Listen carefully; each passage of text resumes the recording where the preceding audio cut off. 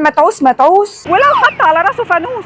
ايه حكايه المثل ده؟ وايه اللي دخل الفانوس في الموضوع؟ بيقول لك ان كان في 2 اخوات، واحد غني والتاني فقير. الاخ الغني كان دايما عايز ان هو يساعد الفقير، بس الفقير كان عنده عزة نفس وكرامة وبيرفض على طول اي مساعده جايه من اخوه. فالاخ الغني فكر ان هو ازاي يساعد اخوه الفقير، من غير ما هو يحس. فالاخ الغني فكر ان هو يعزم اخوه الفقير عنده في البيت، وهو عارف ان البيت ليه طريق واحد بس لازم اخوه هيمشي فيه، وقام حاطط كيس فيه فلوس على الطريق ده، وسابه تحت فانوس علشان يبقى منور وسهل على اخوه ان هو يشوفه. اخوه لما جاله البيت ما اتكلمش في اي حاجه ابدا ولا جاب سيره الفلوس خالص. فالغني استغرب جدا وساله، هو انت ما شفتش حاجة وانت جاي في الطريق؟ فالفقير قال له لا. يعني ما شفتش كيس فيه فلوس؟